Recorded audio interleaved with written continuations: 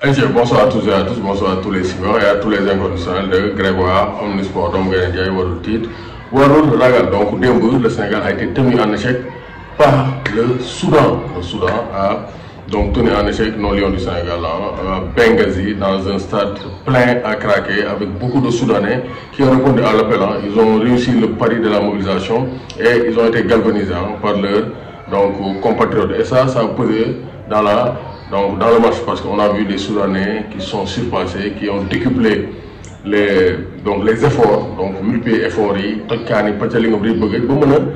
pour décrocher le point du nul. Donc le gardien a été heureux. Erreur première du début de la rencontre, mais après il s'est bien rattrapé avec le piqué de Sadio Mané. Donc il a sauvé les siens contre une équipe du Sénégal qui a tenté, mais bon, qui a eu quelques difficultés pour se départir. Parce qu'en Afrique, c'est le bloc bas. Parce que partir au milieu, bloc bas, le Soudan ne va jamais attaquer le Sénégal. Donc, bloc bas, l'ennemi de créer ce nombre en attaque pour déstabiliser la déstabilisation de la défense adverse. Donc, l'on a def. Donc, sur l'ombre, il y a partir indi sur l'ombre. Moi, je me suis dit, là, il a mis ses jours, on va voir ce que ça va donner. Mais on a vu que dans la rencontre, on avait besoin d'une autre tournure. Parce que comme c'est le début, on le laisse faire, on le laisse dérouler, on analyser 1, 2, 3, 4 matchs après, donc on va tirer une conclusion. Mais, donc, Afrique, Maroc, a un milieu défensif. Au pire des cas, un milieu relayeur. Nigeria, parce que toujours face à des équipes supposées faibles. Nous savons que si on crée le surnombre en attaque, si on a un regroupement défensif, abnégation, agressivité physique, on va gagner. C'est l'autre modèle du Sénégal. Donc, il fallait créer le surnombre. Et il y a des joueurs comme Ismaël Sarr, donc ce n'est pas un joueur qui excelle face au bloc bas. C'est un joueur qui excelle face à des défenses hautes.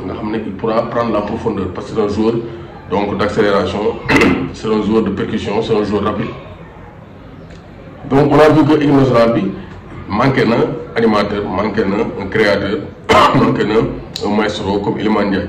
Donc c'est lui qui jouait le lien entre le milieu et l'attaque. Donc vous voyez, Boulaye est décroché, il centré, donc il am à la réception.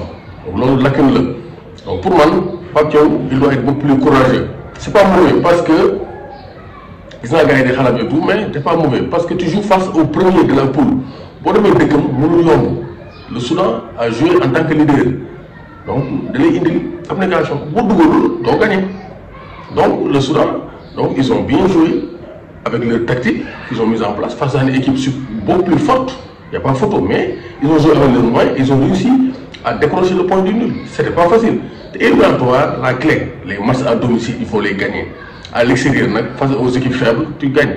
Mais il y a une équipe qui a une équipe qui a challenger. Bon, même nous, ça parle. Comme le décompte final, tu pourras t'en sortir.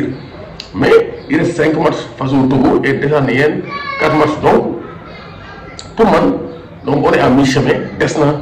Donc, j'ai un terrain découragé. Parce que comme performance, ça permet à partir de voir ce qu'il faut changer. Pour moi, militaires, maintenant, il faut les changer. Parce que tu donnes la composition pour ramener, c'est sûr qu'il ne va pas changer l'Américain, mais là, on a besoin d'une équipe moins défensive. Des milieux beaucoup plus offensifs, charger l'attaque. Tu mets Sadio Mané comme numéro 10, Assane Dia à gauche, Abdou Dia à gauche, Sima à droite, Sadio Mané, Sérif Ndiaye, Sadio Mané, Habib Diallo, Boulaye Dia, nous avons surnombre, nous avons 2 milieux défensifs. Tu choisis entre Ghana, Pape Gueye et Lamine Camara, Pamara Sarr, le reste, c'est à l'attaque. C'est des équipes qui n'ont pas de moyens offensifs. Voilà, même si on les respecte.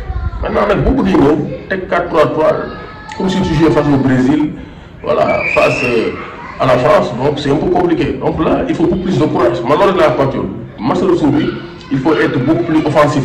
Les joueurs, quand on les voit, Ismaël, ce sont des joueurs qui ont une équipe nationale. Il faut être beaucoup plus efficace devant le but, beaucoup plus concentré. Parce qu'occasion, il y a une raté. Sadio Mané aussi, c'est notre meilleur joueur. Mais Sadio aussi, les jambes. Il n'a plus les jambes pour jouer 90 minutes. Donc, les parties ont épargné, nous devons aussi accéder.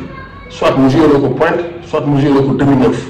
Nous animons le jeu, nous dégagons le côté gauche. Parce que aller-retour, Sadio Mané, les Soudanais sont très physiques. Donc il faut que Pape Thiaw xool nan lay remodeler Cristiano Ronaldo bi Zidane demee ba xam ne da ko yóbbu neuf bàyyi ko ci attaque bi c'est un joueur de haut niveau, il peut gérer donc les derniers gestes. Donc ça il faut que ñu épargner ko côté gauche dugal ko ci milieu bi ni comme numéro 10 wala mu jouer comme attaquant de pointe parce que c'est un joueur intelligent.